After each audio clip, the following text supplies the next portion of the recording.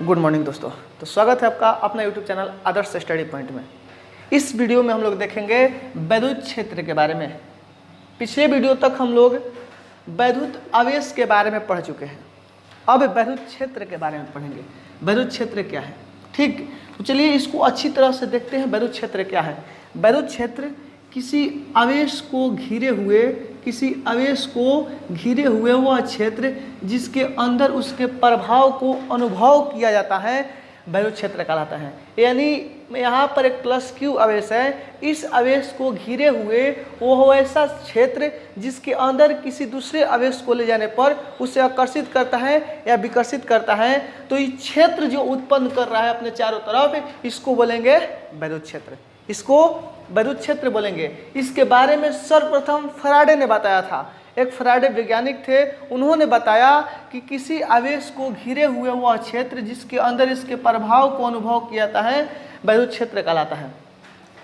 वैद्युत क्षेत्र जो होता है गोलाकार रूप में होता है। किसी आवेश के चारों तरफ आवेश वैद्युत क्षेत्र उत्पन्न होता है। अब वैद्युत क्षेत्र गोलाकार रूप में होता है। जैसे जैसे आवेश से दूरी बढ़ेगा, क्षेत्र का मान घटता जाता है। जैसे जैसे आवेश से दूरी बढ़ेगा, क्षेत्र का मान घटता जाता है। मतलब मान लीजिए आपका गांव कहीं, मतलब आपके गांव में अधिकतम जान पहचान होता है, लेकिन आपके गांव से जितना दूरी बढ़ता है आपका जान पहचान कम होते जाता है। एक समय ऐसा आता है कि जहां आपके जान पहचान के एक भी व्यक्ति नहीं रहते हैं। उसी प्रकार इस आवेश में भी होता है। इस आवेश के चारों तरफ एक क्षेत्र उत्पन्न होता है जिसके अंदर इसके प्रभाव को अनुभव किया जाता है, वैद्युत क्षेत्र कहलाता है। जैसे जैसे आवेश से दूरी बढ़ती है, क्षेत्र का जो मान होता है कम होते जाता है। आवेश के चारों तरफ जो क्षेत्र उत्पन्न होता है गोलाकार रूप में होता है, ठीक। उम्मीद करते हैं वैद्युत क्षेत्र समझ में आया होगा। चलिए इसको फिर से एक बार बोल देते हैं, आप लोग लिख लीजिएगा। वैद्युत क्षेत्र किसी आवेश को घिरे हुए वह क्षेत्र जिसके अंदर उसके प्रभाव को अनुभव किया जाता है, वैद्युत क्षेत्र कहलाता है। क्षेत्र गोलाकार रूप में होता है। इसका परिकल्पना सर्वप्रथम फैराडे ने किया। क्षेत्र गोलाकार रूप में होता है, इसका परिकल्पना सर्वप्रथम फैराडे ने किया। प्रत्येक आवेश पहले अपना क्षेत्र उत्पन्न करता है, पुनः क्षेत्र की मदद से अपने प्रभाव को आगे की ओर संचालित करता है। यानी कोई भी आवेश होगा तो पहले अपना क्षेत्र उत्पन्न करेगा, उसके बाद किसी दूसरे आवेश को आकर्षित या विकर्षित करेगा, ठीक। प्रत्येक आवेश पहले अपना क्षेत्र उत्पन्न करता है, पुनः क्षेत्र की मदद से अपने प्रभाव को आगे की ओर संचालित करता है। जैसे जैसे आवेश से दूरी बढ़ती है इसका प्रभाव कम होते जाता है। क्षेत्र आवेश जो क्षेत्र उत्पन्न किया है उसका प्रभाव कम होते जाता है, ठीक है। अब ये जो क्षेत्र होता है वैद्युत क्षेत्र, इसे वैद्युत बल रेखाओं द्वारा दर्शाया जाता है। वैद्युत क्षेत्र को वैद्युत बल रेखाओं द्वारा दर्शाया जाता है। बल रेखा नाम दे दिया गया है एक वैद्युत क्षेत्र को दर्शाने के लिए। जैसे कि इस आवेश के लिए वैद्युत क्षेत्र खींचना है तो इसके चारों तरफ वैद्युत बल रेखा होगा। मतलब एक अदृश्य रेखा, एक काल्पनिक रेखा माना जाता है कि इस आवेश के चारों तरफ एक रेखा उत्पन्न होगा, मतलब क्षेत्र उत्पन्न होगा। ये जो होगा इस रेखा के टाइप का होगा, एकदम इस तरह से। जितना रेखा जो होगा वैद्युत बल रेखा जितना अधिक घना होगा वैद्युत क्षेत्र उतना शक्तिशाली होगा, और जितना ही अधिक अलग अलग होगा वैद्युत क्षेत्र उतना ही कमजोर होगा।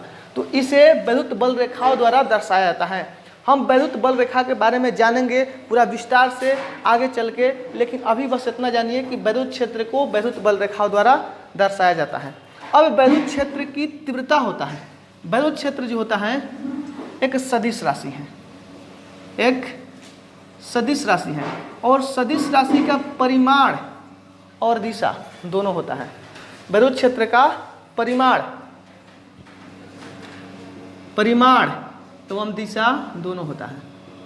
परिमाण और दिशा दोनों होता है। जो वैद्युत क्षेत्र का होता है इसका परिमाण होता है और इसका दिशा होता है। सदिश राशि है, सदिश राशि का परिमाण होगा और दिशा होगा। इसका जो परिमाण होता है वैद्युत क्षेत्र की तीव्रता बताता है। वैद्युत क्षेत्र की तीव्रता, वैद्युत क्षेत्र की तीव्रता, वैद्युत क्षेत्र की तीव्रता क्या है? इसका परिमाण, वैद्युत क्षेत्र का परिमाण वैद्युत क्षेत्र की तीव्रता है जो इसका परिमाण बताता है कि आखिर वैद्युत क्षेत्र का परिमाण कितना है।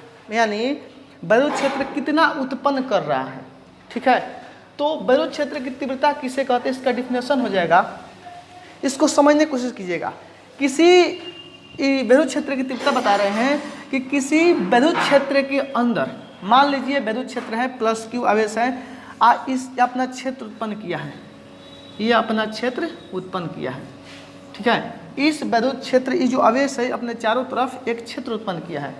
अगर इस क्षेत्र के अंदर किसी परीक्षण धन आवेश को ले जाते हैं, परीक्षण धन आवेश, इस वैद्युत क्षेत्र के अंदर किसी परीक्षण धन आवेश, परीक्षण धन आवेश का मतलब हुआ, परीक्षण धन आवेश का मतलब ये हुआ कि वैसा धन आवेश, वैसा आवेश जिसका जो प्रभाव है एकदम नगण्य होना चाहिए, इसके वजह से कोई आकर्षण विकर्षण नहीं होगा, क्योंकि आवेश का गुण है किसी दूसरे आवेश को या दूसरे वस्तु को आकर्षित या विकर्षित करना। लेकिन जो परीक्षण धन आवेश लेंगे, इसके वजह से कोई आकर्षण विकर्षण नहीं होगा, इसका प्रभाव जो होगा नगण्य होगा। ठीक है, इसका प्रभाव नहीं होगा। तो उस परीक्षण धन आवेश को इस वैद्युत क्षेत्र के अंदर अगर ले जाते हैं, इस वैद्युत क्षेत्र के अंदर ले जाते हैं, तो इस जो परीक्षण धन आवेश पर है एक बल कार्य करेगा। इस परीक्षण धन आवेश पर एक बल कार्य करेगा। बल कार्य क्यों करेगा? कूलॉम के नियम में हम बता चुके हैं कि दो आवेशों के बीच विद्युतीय बल लगता है, विद्युतीय बल लगता है। अर्थात इस आवेश को जब इसके अंदर ले जाएंगे तो इस पर एक बल कार्य करेगा। ये बल आकर्षण का होगा, नहीं तो विकर्षण का होगा। ये बल आकर्षण का होगा, नहीं तो विकर्षण का होगा। अगर आकर्षण का हुआ तो इधर खींचेगा, अगर विकर्षण का हुआ तो इधर खींचेगा। इसका प्रभाव तो नगण्य होगा, इसका प्रभाव नगण्य होगा, इसका प्रभाव परीक्षण धन आवेश को ले गए हैं तो इसका प्रभाव नगण्य है। आकर्षण का नहीं, केवल विकर्षण का, मतलब इसको धक्का देगा, इसको धक्का देगा। ये जो है धन आवेश अगर यहाँ पर रखे हैं, आप परीक्षण धन आवेश को ले जाएंगे तो क्या करेगा कि धक्का देगा। धन आवेश को रखे हैं, परीक्षण धन आवेश को ले जाएंगे तो विकर्षण होगा, इसमें क्या होगा, विकर्षण होगा। विकर्षण जो होगा तो यहाँ पर बल कार्य करेगा, और जितना बल इस आवेश पर लगेगा, जितना बल इस आवेश पर लगेगा वही वैद्युत क्षेत्र का तीव्रता कहलाता है।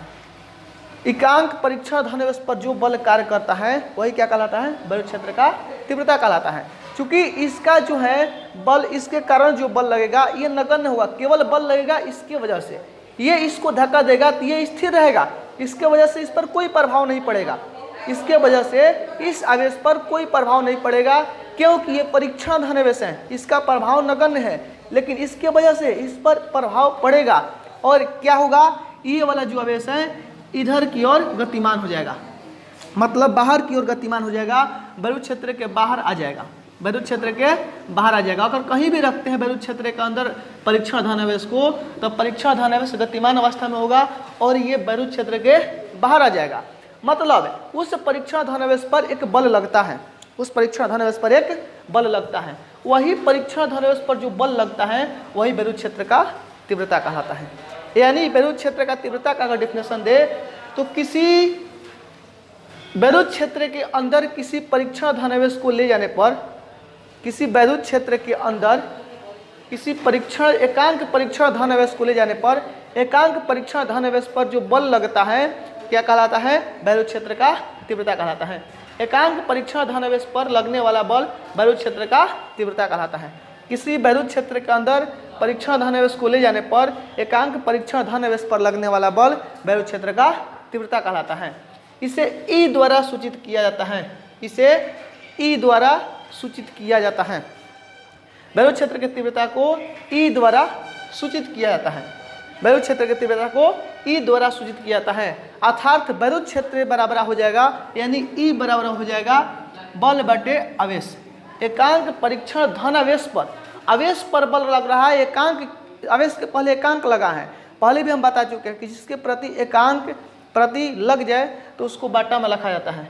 ठीक है, तो एकांक परीक्षण धन आवेश पर यानी आवेश बाटा में लगने वाला बल F ऊपर F बटे Q, ई बराबर F बटे Q, यानी तीव्रता बराबर बल बटे आवेश, तीव्रता बराबर बल बटे आवेश।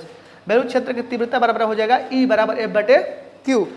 ये जो फॉर्मूला है वैद्युत क्षेत्र का तीव्रता परिमाण दिखाता है वैद्युत क्षेत्र का, यानी वैद्युत क्षेत्र का परिमाण हमें पता चल गया ई बराबर F बटे क्यू। वैद्युत क्षेत्र की तीव्रता है परिमाण दिखाया। ये दिशा जो है, दिशा वैद्युत बल रेखा दिखाता है।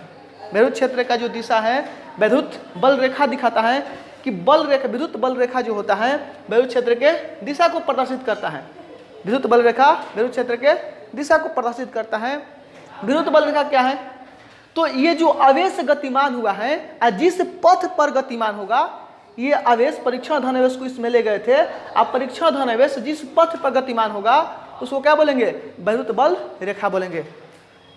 जो परीक्षण धनावेश को वैद्युत क्षेत्र के अंदर ले जाएंगे तब परीक्षण धनावेश एक गतिमान होगा और एक रेखा बनाएगा, मतलब जिस पथ पे गतिमान होगा वो एक रेखा के समान होगा और उसको क्या बोलेंगे? वैद्युत बल रेखा बोलेंगे।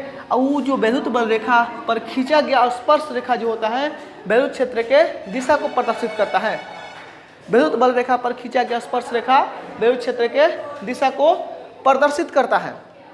वैद्युत बल रेखा वह काल्पनिक तल होता है जिसके किसी भी बिंदु पर खींचा गया स्पर्श रेखा वैद्युत क्षेत्र के दिशा को प्रदर्शित करता है। ठीक। एकांक परीक्षण धनावेश जिस पथ पर अनुदिश गमन करता है उसको क्या बोलेंगे? वैद्युत बल रेखा बोलेंगे। एकांक परीक्षण धनावेश जिस पथ पर अनुदिश गमन करता है वैद्युत बल रेखा कहलाता है। वैद्युत बल रेखा एक काल्पनिक तल होता है। वैद्युत बल रेखा एक काल्पनिक तल होता है जिसके किसी भी बिंदु पर खींचा गया स्पर्श रेखा वैद्युत क्षेत्र के दिशा को प्रदर्शित करता है। वैद्युत बल रेखा वैद्युत क्षेत्र के तीव्रता जो वैद्युत क्षेत्र है वैद्युत बल रेखा द्वारा दर्शाया जाता है। वैद्युत बल रेखा द्वारा वैद्युत क्षेत्र को दर्शाया जाता है। ठीक। अब हमें यहाँ पर कुछ और एक फॉर्मूला निकालेंगे, E बराबर F/Q हुआ। वैद्युत बल रेखा के बारे में भी बात करेंगे हम पूरा डिटेल से, उसका जो नोट्स सब उससे जो रिलेटेड क्वेश्चन पूछता है उस सब के बारे में बताएंगे। अभी बस आपको ये समझाने की कोशिश किए हैं कि इसमें वैद्युत बल रेखा जो होता है इसके दिशा को प्रदर्शित करता है वैद्युत क्षेत्र के। ठीक है। वैद्युत बल रेखा के बारे में अच्छी तरह से भी बात करेंगे।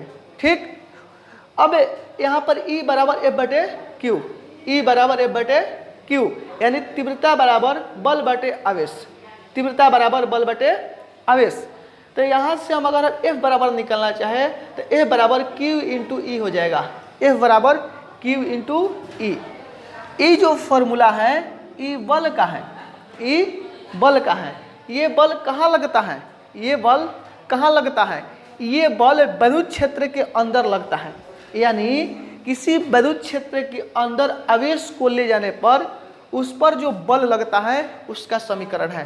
वैद्युत क्षेत्र के अंदर आवेश को ले जाने पर उस पर जो बल लगता है उसका फॉर्मूला होता है F बराबर Q इंटू E।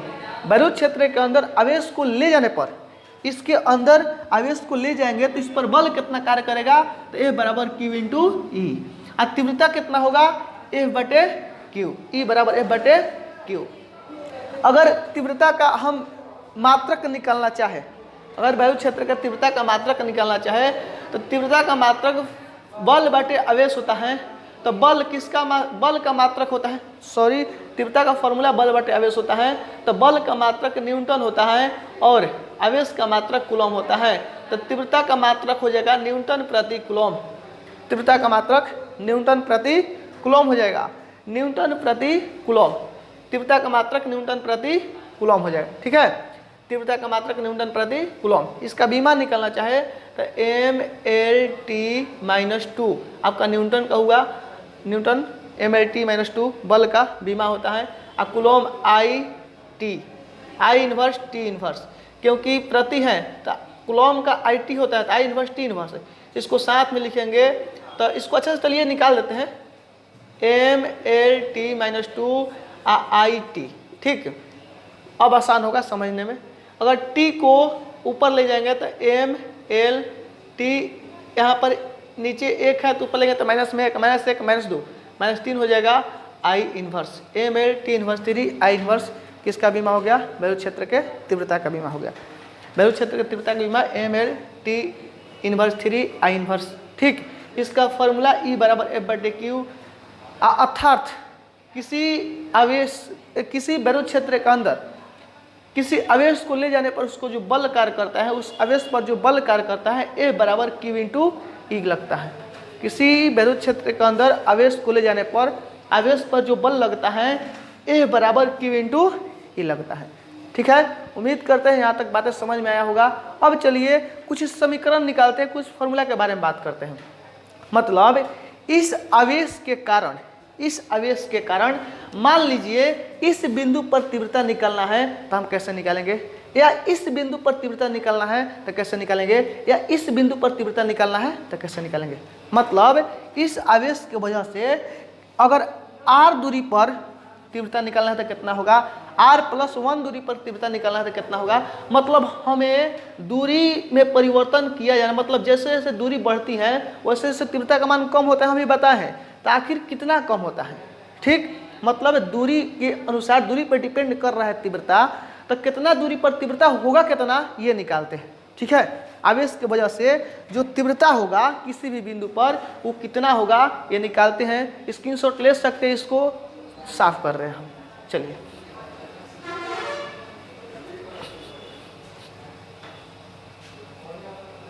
ऊपर वाला भी मिट गया। अच्छा,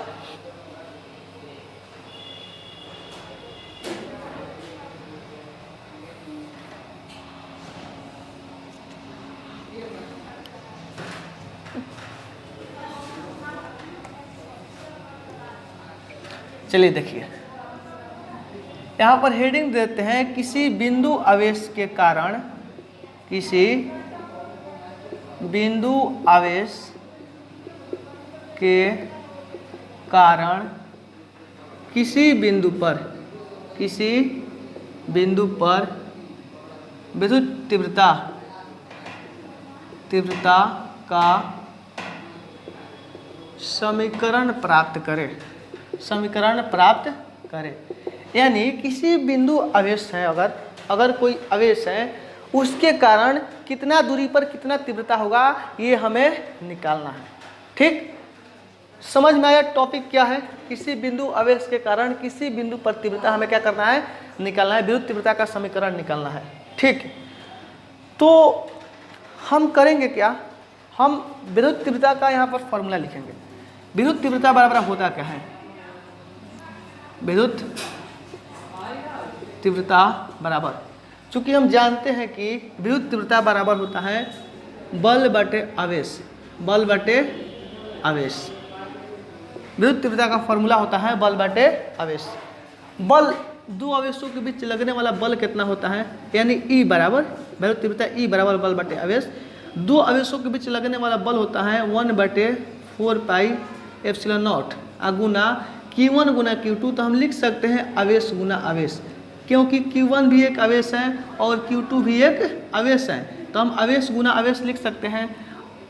बाटा में r² यानी दूरी के स्क्वायर, अब बाटा में कितना हो जाएगा, आवेश है तो आवेश लिख दिए। ठीक है, अब चलिए अगर E बराबर निकालेंगे तो 1/4πε0 गुना आवेश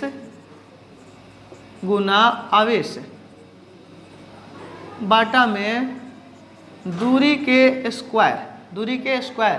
आई आवेश मेन बाटे ही वाला है, तो मतलब इसके बाटा में एक छिपा है, तो एक को ऊपर ले जाएंगे आवेश आ जाएगा नीचे, यानी इस आवेश को यहाँ पर लिखेंगे आवेश, गुना में आवेश आ जाएगा। ई वाला आवेश कट जाएगा, तो आपका ई बराबर आएगा 1/4πε0। अब यहाँ पर Q एक आवेश बचे यानी Q, अब बटे में दूरी यानी R के स्क्वायर। ये जो समीकरण निकला है हमें, ये जो समीकरण मिला है हमें, आवेश के कारण किसी बिंदु पर तीव्रता का समीकरण है। बिंदु आवेश के कारण किसी बिंदु पर तीव्रता का समीकरण है। ये जो समीकरण मिला है, समीकरण बिंदु आवेश के कारण, समीकरण 1 दे देते हैं, बिंदु आवेश के कारण किसी बिंदु पर तीव्रता का समीकरण है। यानी यहाँ पर एक आवेश प्लस Q है, यहाँ पर एक आवेश प्लस Q है, तो इसके वजह से R दूरी पर ये बिंदु है, तो इस बिंदु पर तीव्रता 1/4πε0 गुना Q/r² होगा। 1/4πε0 गुना Q/r²। अब मान लीजिए, अब यहाँ पर 2 मीटर, R जो 2 मीटर है, तो 2 मीटर के लिए R की जगह पर 2 हो जाएगा। अगर 3 मीटर के लिए निकालना है तो R बराबर 3 हो जाएगा। यानी जितना दूर पर निकालना है हम आसानी से निकाल सकते हैं, जितना दूरी पर तीव्रता का मान निकालना है आसानी से निकाल सकते हैं। ठीक, और कुछ समय ऐसा भी आएगा तीव्रता का मान घटेगा भी बढ़ेगा भी, ठीक। तो हमें जितना दूरी पर निकलना है आसानी से निकाल सकते हैं किसी बिंदु आवेश के कारण किसी बिंदु पर तीव्रता का समीकरण। अब हम ये देखेंगे कि जो विद्युत क्षेत्र के अंदर आवेश गतिमान हो रहा है, किसी परीक्षण धनावेश को विद्युत क्षेत्र के अंदर ले जाने पर वो आवेश गति में आ जा रहा है, आवेश गतिमान हो जा रहा है, यानी आवेश जो है गतिमान अवस्था में आ रहा है, मतलब त्वरित हो रहा है, मतलब त्वरित हो रहा है। तो उसका त्वरण कितना होगा? जो आवेश के कारण जो गतिमान हो रहा है परीक्षण धनावेश, इसको इस पर बल लग रहा है, यहाँ पर प्लस क्यों है, यहाँ पर परीक्षण धनावेश लाएंगे, इस पर एक बल कार्य करेगा तो ये गतिमान होगा। तो विद्युत क्षेत्र के अंदर गतिमान आवेश जो होगा उसका त्वरण कितना होगा, उसका त्वरण कितना होगा, इसके बारे में हम जानेंगे अगले वीडियो में। ठीक है, धन्यवाद, मिलते हैं अगले वीडियो में।